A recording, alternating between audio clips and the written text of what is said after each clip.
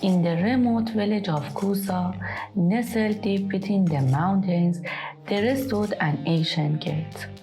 Its weathered wood and iron hinges long forgotten by most.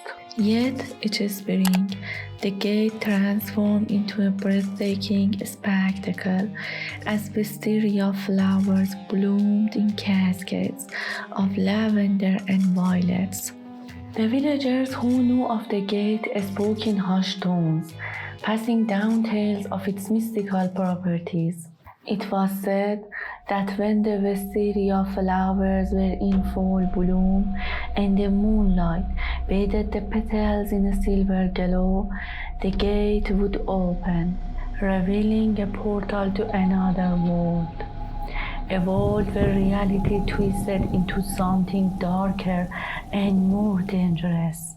Hana was a gentle, compassionate woman, beloved by everyone in Kusa. Her beauty was matched only by her strength of character. She was married to Kenji, a diligent and kind-hearted farmer. Together, they lived a peaceful life, tending to their crops and caring for their small home at the edge of the village. Hana and Kenji's love was pure and unwavering, a beacon of hope in the often harsh and unpredictable world they lived in. One fateful morning, Kenji left for the fields as usual, promising Hana that he would return before dusk. But as the sun dipped below the horizon and the stars began to twinkle in the night sky, Kenji did not come home. Hana's heart grew heavy with worry. She waited for hours, pacing their small home, her mind racing with fears of what might have happened.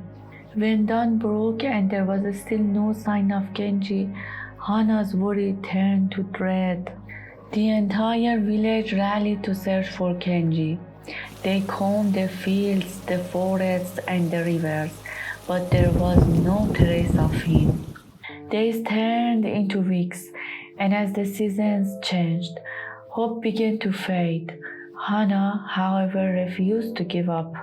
Every night, she lit a candle and placed it in the window, praying that its light would guide Kenji back to her. As spring returned to the village, so did the wisteria flowers. The familiar sweet scent filled the air, a bittersweet reminder of the time that had passed since Kenji's disappearance. One evening, as Hana wandered aimlessly near the edge of the forest, the scent of the wisteria was stronger than ever before. She followed the fragrance until she found herself standing before the ancient gate. To her astonishment, the gate was glowing with an ethereal light, the wisteria flowers shimmering like jewels in the moonlight. The old story about the gate rushed back to Hana's mind. Could it be that Kenji had somehow crossed into that other world? With her heart pounding in her chest, Hana made a decision. She couldn't bear the thought of living without Kenji any longer. She would venture through the gate, no matter the danger, to find him and bring him home. Hana prepared herself as best she could. She packed a small bag with essentials, a few pieces of bread, a flask of water, and a small knife for protection. She wrapped herself in a thick shawl and set off towards the gate. As she stepped closer, the flowers seemed to sway gently, as if urging her onward. Taking a deep breath, Hana reached out and pushed open the gate. A soft breeze whispered through the trees, and then, with a step that would change her life forever, Hana crossed the threshold. The world beyond the gate was like a distorted reflection of her own. The village of Kusa was there, but it was cloaked in perpetual twilight. The sky was a deep, stormy purple, and the trees were twisted and gnarled, their branches reaching out like skeletal fingers.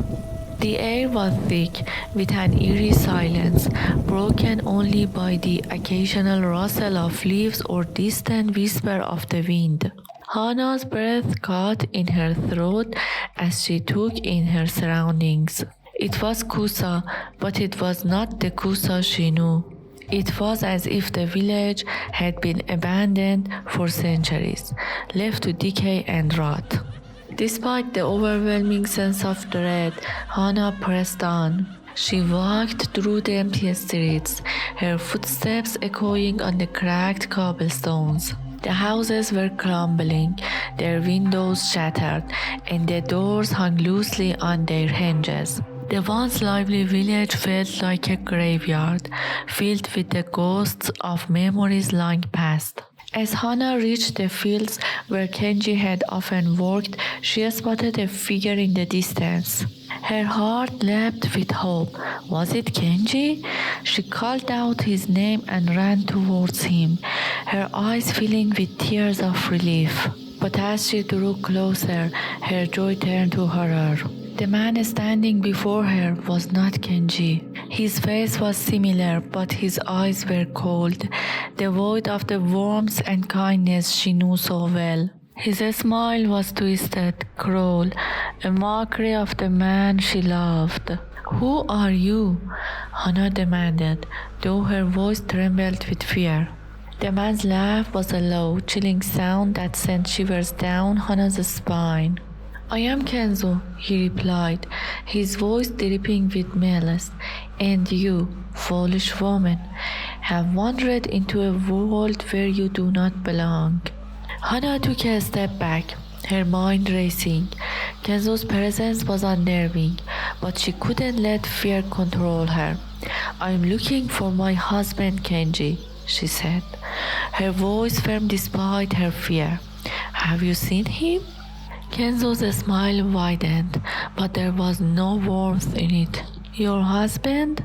he sneered. "If you want to find him, you'll have to prove yourself. This world is not for the faint of heart. There are 3 trials you must face, and each one will bring you closer to your deepest fears. Fail, and you will be trapped here forever." Hana's heart sank, but she knew she had no choice. She had come this far, and she couldn't turn back now. "I'll do whatever it takes," she said, her voice steady. "I'll face your trials." Kenzo's eyes gleamed with dark amusement. "Very well," he said. "But remember, in this world your fears have power. They will come to life and they will try to break you." The first trial took Hana to the forest that surrounded the village. The trees were even more twisted and menacing here, their branches forming a labyrinth of shadows. The path was narrow and treacherous, lined with brambles that seemed to reach out to snare her. As she walked, the whispers began, soft at first, like the rustling of leaves, but growing louder with every step. The voices called her name, urging her to stray from the path, to lose herself in the darkness. Hana's heart pounded in her chest, but she kept her focus. She took deep, steady breaths, willing herself to stay calm. As she did, the whispers began to fade, the path ahead becoming clearer. The trees, once looming and oppressive, seemed to recede, giving Hana the space she needed to move forward. With determination in her step, Hana made her way through the forest, emerging on the other side. The first trial was over, but Hana knew that the next challenge would be even more daunting. The second trial led Hana to a river unlike any she had ever seen. The water was black as ink, its surface swirling with strange, shadowy shapes. There was no bridge to cross, only a small, rickety boat tied to the shore. Hana hesitated for a moment, her eyes scanning the dark water. She could feel the malevolence lurking beneath the surface, waiting for her to make a mistake. With no other option, Hana climbed into the boat and began to row.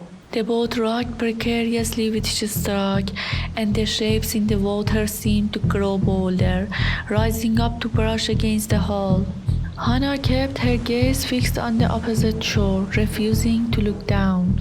But as the boat neared the middle of the river, a chill ran down Hana's spine. She wasn't alone. Turning slowly, Hana's breath caught in her throat.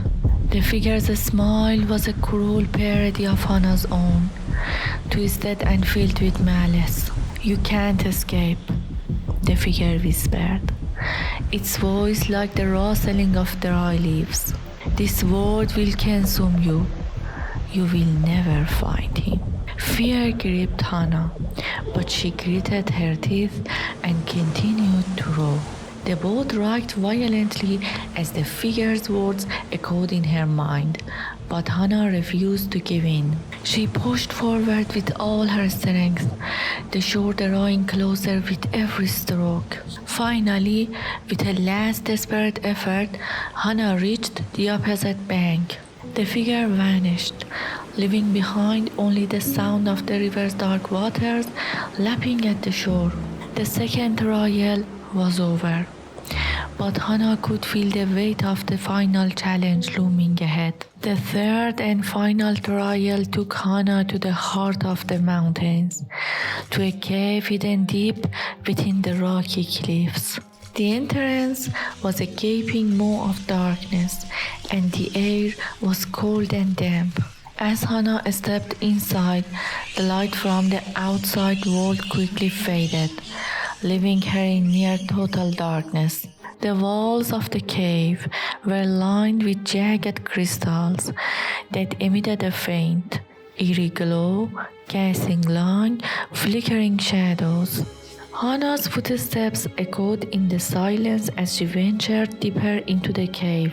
Her heart pounded with a sense of foreboding, but she pressed on, driven by the hope that Kenji was near. The cave seemed to go on forever, twisting and turning in a labyrinthine pattern. But finally, Hana reached the end, and there, standing in the center of a small chamber, was Kenji. Hana's heart leapt with joy, but her relief was short-lived. Standing next to Kenji was a figure made entirely of shadows, its form shifting and flickering like smoke. The figure's presence filled the chamber with an overwhelming sense of dread, and its voice was a deep, resonant whisper that echoed off the walls. "If you want your husband back," the figure intoned, "you must give me something in return." Hana's breath caught in her throat. "What do you want?" she asked, though she dreaded the answer. The shadowy figure's eyes glowed with a malevolent light. "Your memories," it replied. "I will take them all, and you will never remember who you are, where you came from, or who you love." Hana's heart ached at the thought of losing her memories, of forgetting the life she had shared with Kenji.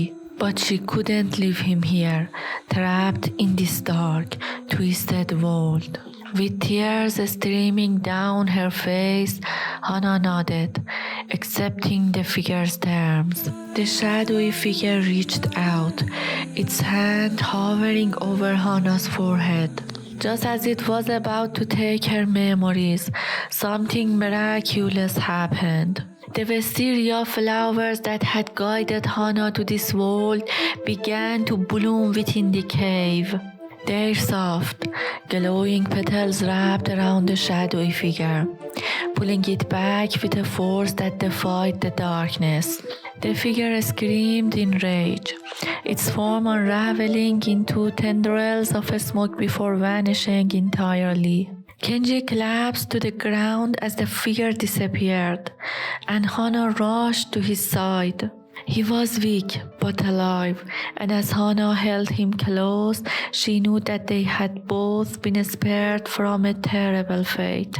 Together, Hana and Kenji made their way out of the cave and back through the twisted village. The wisteria flowers continued to guide them, their light growing stronger with each step.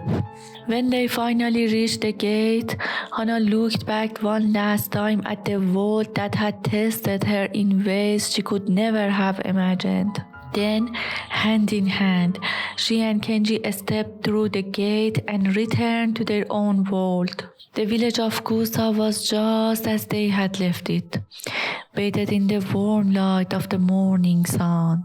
The wisteria flowers had faded, their magic spent, and the gate had disappeared without a trace. But Hana knew that its magic would return one day, and with it, the memories of the trials they had faced. Hana and Kenji's love had been tested in the most extraordinary way, and they had emerged stronger for it. They never spoke of the other world to anyone, keeping the secrets of the Wisteria Gate close to their hearts. But they knew that the bond they shared was unbreakable, forged in the fires of a world where fear held power and love was the only light that could guide them home. And so, life in the village of Kusa returned to its peaceful rhythm. Hana and Kenji lived out their days in happiness, their love a quiet, enduring testament to the courage it took to walk through the gate and return. The Wisteria Gate remained a distant memory, a story to be told only in whispers. As the flowers bloomed each spring, their petals a reminder of the trials that had tested them and the love that had brought them back to each other.